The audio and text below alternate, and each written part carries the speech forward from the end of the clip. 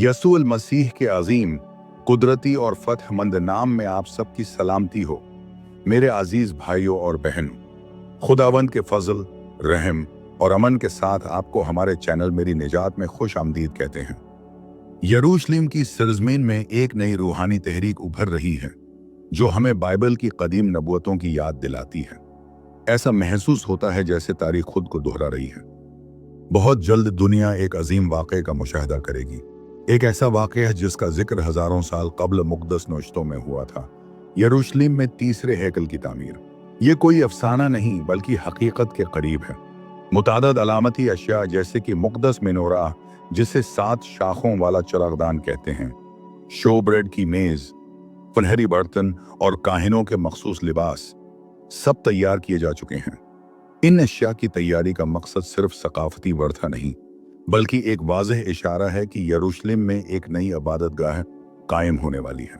यह हैकल महज ईंटों का ढांचा नहीं होगा बल्कि रूहानी बेदारी की अलामत होगा। बाइबल के मुताबिक आखिरी अय्याम से पहले हैकल की बहाली जरूरी है ताकि खुदा की नबूवतें पूरी हों। इस हैकल की तामीर सिर्फ एक इमारत की बुनियाद नहीं बल्कि ये एक मुकम्मल रूहानी बहाली का आगाज है। इस मंसूबे से जुड़े अफराद का कहना है कि अब उनका मकसद सिर्फ उन अशिया को महफूज रखना नहीं बल्कि इन्हें इबादती जिंदगी में शामिल करना है। ये सारी तैयारियां हमें एक बड़े पैगाम की तरफ ले जाती हैं। तीसरे हैकल की हकीकत करीब आ रही है। इसराइल की मजहबी तहरीकें और मुख्तलिफ यहूदी तंजीमें कई सालों से खामोशी से उन तैयारियों में मसरूफ हैं। ये सरगर्मियां सिर्फ इबादती अशिया की तैयारी तक महदूद नहीं बल्कि इनमें मखसूस पादरियों की शनाख्त, इनकी शरई तरबियत और उनकी रूहानी तहारत के निज़ाम को भी शामिल किया जा रहा है। जब हम बाइबल की रोशनी में उन हालात का जायजा लेते हैं तो हमें यह वाज़ेह नजर आता है कि यह सब कुछ खुदा की अजीम मंसूबा बंदी के तहत हो रहा है।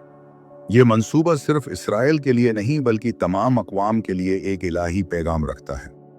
हैकल की बहाली का मतलब सिर्फ यहूदी इबादत का आगाज नहीं बल्कि ये एक नया रूहानी दौर है जिसमें खुदा की बादशाही जाहिर होने वाली है। हैरत की बात यह है कि कुछ सालों से मुख्तलिफ मुकामात पर खालिस सुर्ख रंग की गायें पैदा हो रही हैं। ये गायें एक खास मजहबी रस्म में इस्तेमाल होती हैं जो पाकीज़गी के लिए ज़रूरी समझी जाती है। बाइबल की किताब गिनती बाब 19 के मुताबिक उस गाय की राख हैकल के लिए मखसूस खादमों यानी लावी कबीले के अफराद को रूहानी पाकीज़गी देने के लिए इस्तेमाल होती थी। दिलचस्प बात यह है कि इन खालिस लाल गायें में से कुछ अमेरिका से इसराइल मुंतकिल की गई हैं और उनकी कड़ी निगरानी की जा रही है ताकि ये खालिस रहें। एक बार जब ये गायें मुकर्रर उम्र को पहुंच जाती हैं और शरई तौर पर काबिल कबूल करार दी जाती हैं तो फिर पाकीज़गी की रस्म मुमकिन हो सकेगी। ये कदम उस वक्त की तैयारियों का हिस्सा है जिसके बाद कुर्बानियों का सिलसिला शुरू हो सकता है। ये बात याद रखने के काबिल है कि खालिस सुरख गाय की मौजूदगी कोई मामूली वाक़या नहीं। हजारों साल से यहूदी मुआशरा उसकी तलाश में है क्योंकि बगैर उसके हैकल की इबादत मुकम्मल नहीं हो सकती। ये गाय न सिर्फ ज़ाहिरी तहारत की अलामत है बल्कि एक अजीम रूहानी तजदीद का पेश खीमा भी है। इसी दौरान एक बहुत बड़ी पेशरफत ये भी हुई है कि इसराइल में एक ऐसे शख्स को चुन लिया गया है जो मुस्तकबिल में आला काहिन के फ़राइज़ इंजाम दे सकता है। यह शख्सियत मुकम्मल तरबियत याफ्ता है जिसे कदीम कुर्बानियों, मुक़द्दस दिनों और हैकल की रसूमात का गहरा इल्म दिया गया है। ताहिम उसकी शनाख्त खुफिया रखी गई है ताकि सियासी या मजहबी तनाज़ात से बचा जा सके। ये सारी तब्दीलियां सिर्फ रिवायती या तारीखी अहमियत की हामिल नहीं बल्कि नबूवतों की तकमील की तरफ इशारा करती हैं। बाइबल की किताब दानिएल में लिखा है कि आखिरी अयाम में कुर्बानियां दोबारा शुरू होंगी और एक वक्त ऐसा आएगा जब उन्हें रोक दिया जाएगा। दानिएल 9 बाब की आयत 27 हमें आगाह करती है कि एक मुआहदा होगा जो 7 साल के लिए कायम होगा और इस दौरान कुर्बानियों को बंद किया जाएगा और एक ऐसा अमल होगा जो हैकल की बेहुरमती का बायस बनेगा। ये सब कुछ इस बात की तरफ इशारा है कि न सिर्फ हैकल दोबारा कायम होगी बल्कि उसमें रोजाना की कुर्बानियां भी बहाल होंगी। लेकिन उसके लिए जरूरी है कि मुकम्मल काहिनों की टीम हो जो अपनी जिम्मेदारियों से वाकिफ हो और एक अहला काहिन हो जो उनकी क़यादत करे। आज हम उस मुकाम पर खड़े हैं जहां वो सब निशानियां पूरी हो रही हैं जिनका जिक्र यसू, दानिएल और मुकाशफा की किताब में किया गया था। अब वक्त है कि हम उन निशानियों को समझें, उन पर गौर करें और अपने रूहानी सफर को संवारें। इसराइल में टेम्पल इंस्टीट्यूट नामी एक तंजीम कई दहाइयों से उसी मिशन पर काम कर रही है। उन्होंने मुख्तलिफ मुक़द्दस अशिया को दोबारा तैयार किया है, जिनमें मेनोरा, बखूर की कुर्बानगाह, काहिनों के लिबास और देगर कई बर्तन शामिल हैं।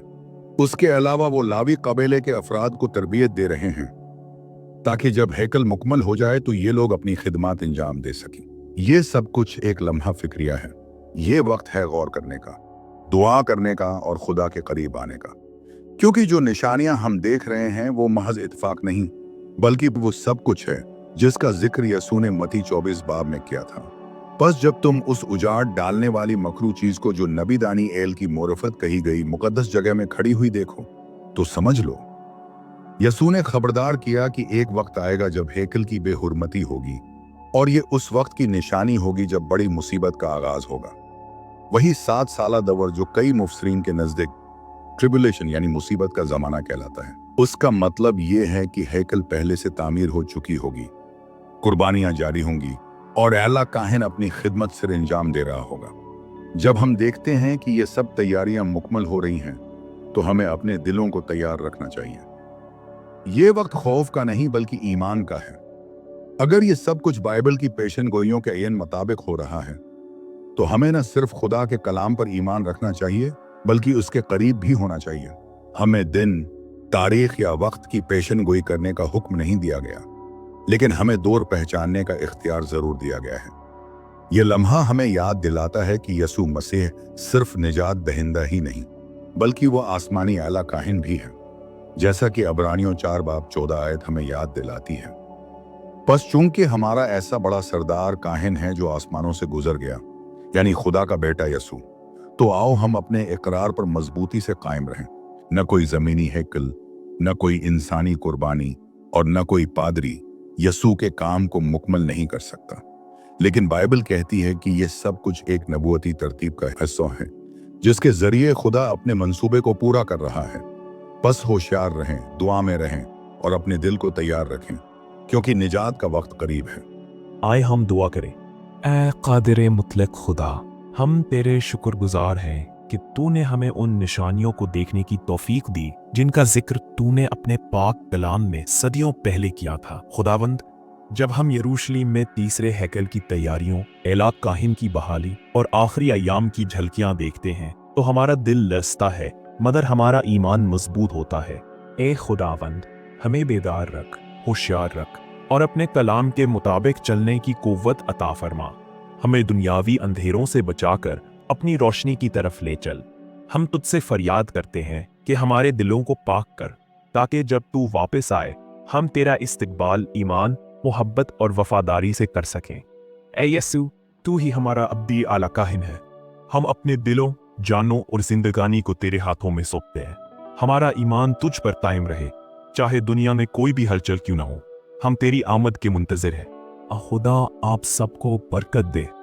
अगर आपने अभी तक हमारे चैनल को सब्सक्राइब नहीं किया तो जरूर करें, ताकि आपको मजीद ईमान अफरोज और नबूवतों से भरपूर वीडियोस मिलती रहें।